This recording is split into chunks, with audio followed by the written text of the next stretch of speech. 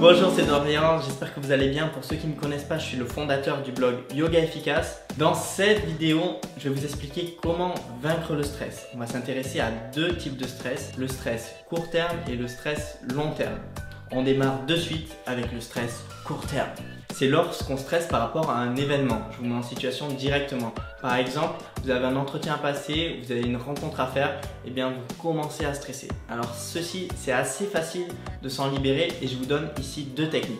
La première technique, c'est la visualisation. Alors la visualisation, c'est une technique qui est utilisée aujourd'hui par de nombreux sportifs et qui peut vraiment vous aider à vous libérer d'un vrai poids. En quoi ça consiste? Vous avez par exemple un entretien à faire. Vous allez imaginer que vous êtes en train de réaliser cet entretien et vous imaginez aussi tous les problèmes qui peuvent arriver. Par exemple, quelqu'un qui ouvre la porte ou quelqu'un qui vous pose une question inconfortable. Et à chaque fois, vous imaginez intérieurement, en fermant les yeux, que vous répondez de la meilleure manière, que vous faites bien face à l'aléa qui arrive. Et ceci va vous permettre d'être beaucoup plus confiant. Alors comment ça marche? En réalité, on va leurrer l'inconscient en lui proposant un schéma de fonctionnement. Lorsque la situation va se reproduire, l'inconscient va aller chercher dans ce schéma. Et si dans ce schéma, on met des pensées positives, des situations agréables, où on se sent bien fort, bien en puissance, bien dans nos bottes, tout simplement, il va aller chercher ses sentiments. Par contre, si on ne fait pas cet exercice, qu'est-ce qui va se passer? Lorsqu'on aura cet événement, l'inconscient va aller chercher une situation similaire qui était souvent associée à du stress. Ce qui fait, il va augmenter ce sentiment d'anxiété et le reste, vous connaissez la suite. Moi, par mon expérience personnelle, c'est une technique que je faisais pour tous mes entretiens. Aujourd'hui, je suis beaucoup plus confortable, donc je n'ai plus besoin de la faire.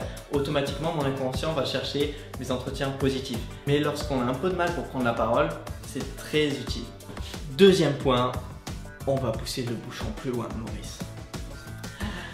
Alors, en quoi ça consiste? Ici, je rentre dans le vif du sujet. C'est une chercheuse américaine qui s'appelle Amy Cuddy et qui a trouvé une méthode incroyable pour ce stress momentané.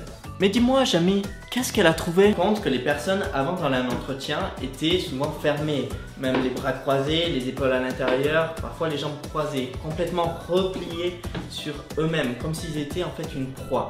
On s'est demandé, mais qu'est-ce qui se passerait si simplement les personnes, on les ouvre et ils passent dans une position de dominateur. Par exemple, pour moi, c'est ouvrir les bras. Peut-être aussi également mettre les mains derrière la tête ou carrément, on se fait plaisir, on met les pieds sur le bureau. Bref, tout ceci, c'est des positions de puissance.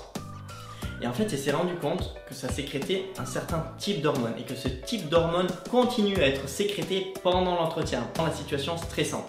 Et les résultats ont été incroyables. Les personnes qui ont fait ce type de position de puissance avant leur entretien ont eu un résultat incroyable. Je vais raconter une petite histoire. Je venais de démarrer l'hypnose en décembre et après quelques mois, en fait, j'avais hypnotisé déjà plusieurs centaines de personnes. Ça avait été très rapide. Et du coup, on m'avait proposé de faire un spectacle à Barcelone devant 500 personnes. Le problème, c'est que moi, j'étais vraiment stressé à cette idée. J'ai dit, ok, je relève le défi, mais quand on a la salle devant nous, c'est pas pareil. Je n'étais jamais monté en one-man show comme ceci. Et je savais aussi que si j'étais stressé, je serais moins capable d'hypnotiser les personnes qui monteraient sur scène. Et du coup, c'est dans ce moment-là où j'ai combiné les deux techniques. La technique de puissance et la technique de visualisation en m'auto-persuadant que ça allait très bien se passer. Tout s'est bien passé et je suis vraiment reconnaissant pour les personnes qui ont découvert ces techniques. Et maintenant, on va passer à un chapitre un peu plus compliqué. On va parler du stress chronique, c'est-à-dire un stress qui est tout le temps là, la journée, la semaine, le mois et qui part jamais. Ceci est bien sûr beaucoup plus compliqué à enlever, mais je vais vous donner 3 pistes. Comprenez, chaque piste a pour but de déconnecter. Lorsqu'on stresse beaucoup, le gros problème, c'est qu'on ne cesse jamais. On continue sans cesse de générer nouveau stress après nouveau stress et le cycle continue sans fin. L'idée, ça va être de poser ceci pour arrêter de générer du nouveau stress. C'est un peu, on réduit le feu. On n'enlève pas tout, mais on réduit le feu. Première façon, c'est de faire une retraite. Ça, c'est lorsque la marmite est sur le point de déborder et on sent qu'il faut stopper. Faire une retraite, c'est un très bon moyen, donc que ce soit une retraite de yoga, de méditation ou bien dans un monastère, c'est une option qu'on oublie souvent.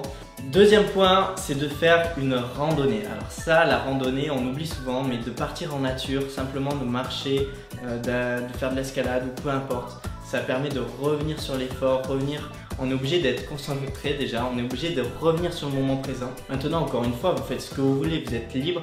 Et simplement, rien qu'aller faire une petite balade dans la forêt, même si c'est une balade du dimanche, ça peut vraiment vous faire du bien. Troisième point, c'est pour les personnes qui n'ont pas l'occasion de faire une retraite ou qui n'ont pas le temps de prendre de vacances pour faire une rando, eh bien alors il vous reste à démarrer chez vous. Ces moments chez soi, c'est aussi important, s'offrir dans la journée un moment où on se ressent sur soi.